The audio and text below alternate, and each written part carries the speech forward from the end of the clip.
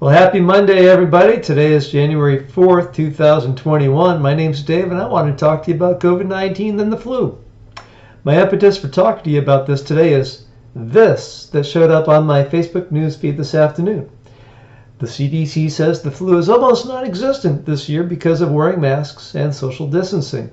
The CDC says COVID-19 is out of control because no one is wearing masks and social distancing.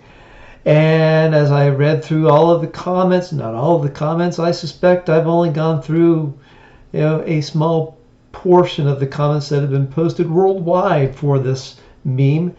But the one thing that all of these comments have in common is they reflect a high level of ignorance and stupidity. And I feel compelled to address this. So yes, I'm going to demonstrate to you that both of these statements can in fact be true. So let's get rid of this, let's get rid of this, and bring up this, and let's move over and make some room.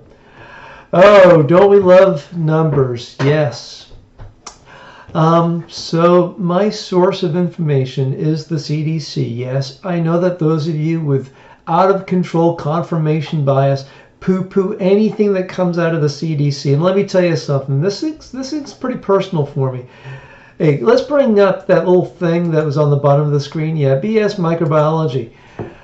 The CDC was one of the most respected institutions in the world until about 12 months ago. And yes, I identify as a Republican.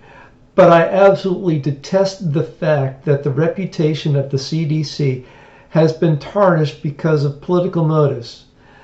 I hold the CDC in extremely high esteem, and anyone with a background in science, I suspect, does as well. So let's just begin there.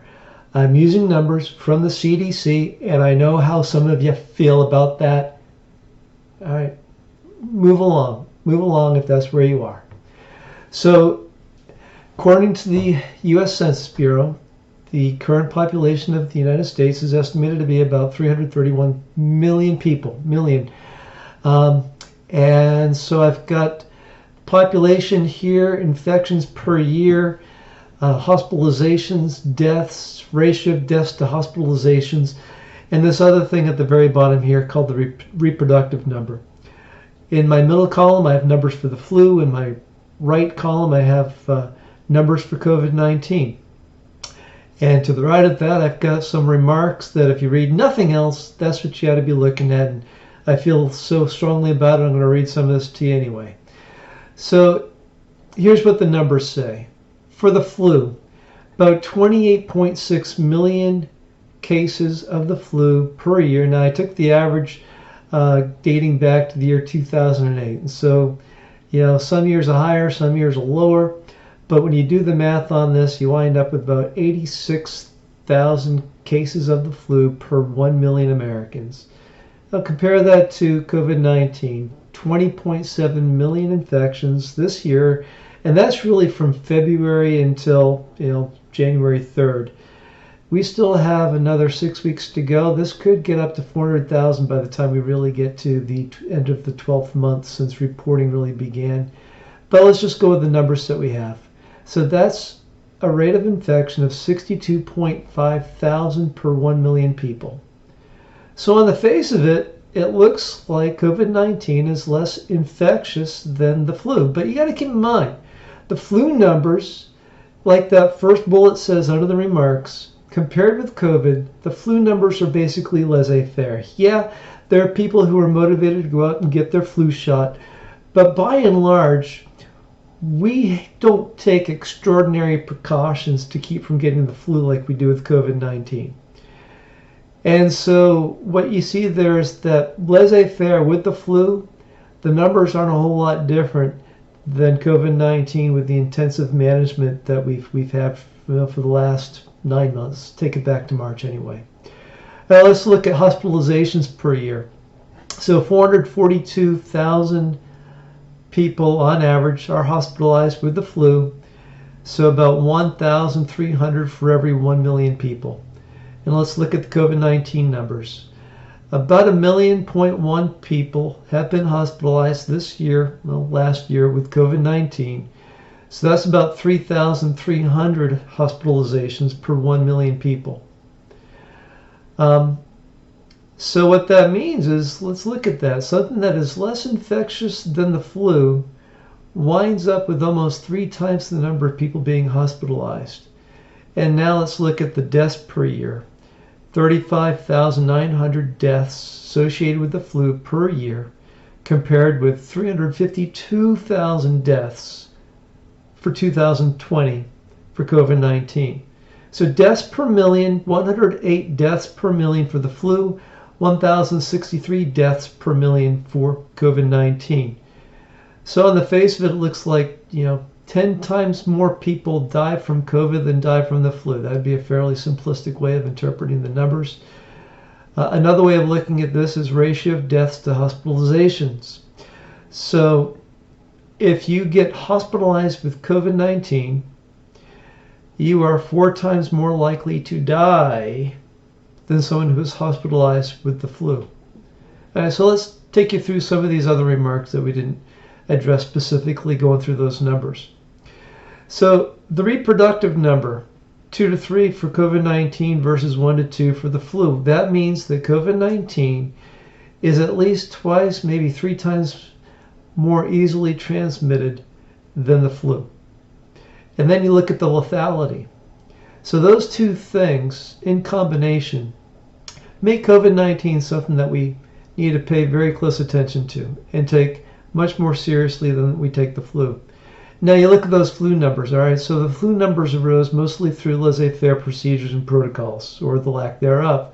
The COVID-19 numbers, despite an inconsistent application of the protocols across this country, they still reflect a number that has been suppressed because of some level of adherence to the protocols and recommendations.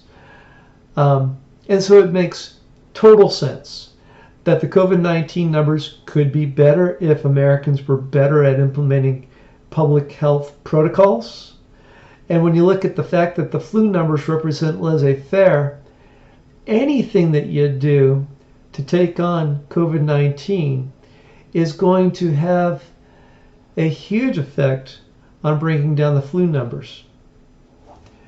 All right, so let's get that one off the screen and let's bring this one up. So I regret that there's no title on this. The science teacher that I am would take points off if a kid submitted this, but let me just tell you what this is. This is rates of hospitalization per 100,000 people in the United States since last March. And it kind of looks like a roller coaster. Now I do have the live data up on another monitor over there, and so I'm going to click and I'm going to be able to recite numbers and dates that you may not be able to pull off of the graphic that I have in front of you. But our high water mark in the spring was the week of April 2020, and we had on average 10 people being hospitalized per 100,000 across the entire United States for COVID.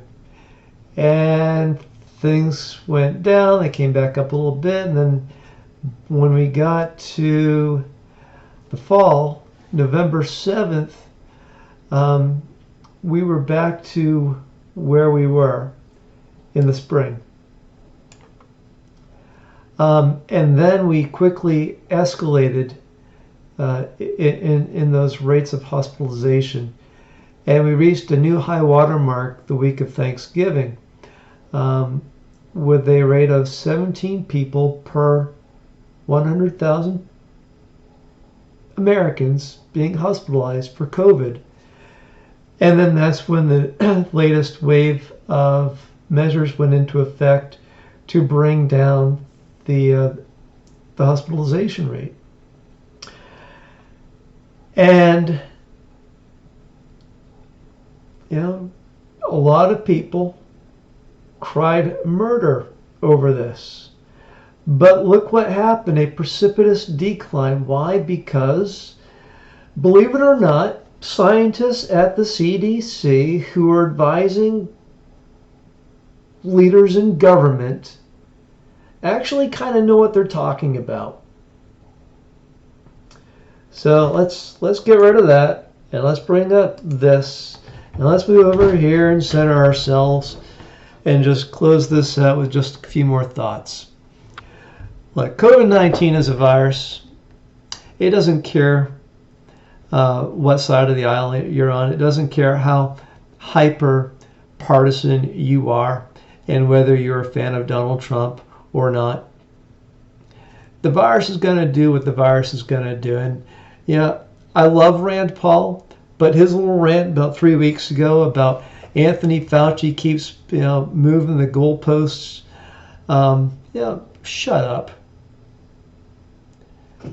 Yeah, I learned back in 1992 the course of events that pandemics take.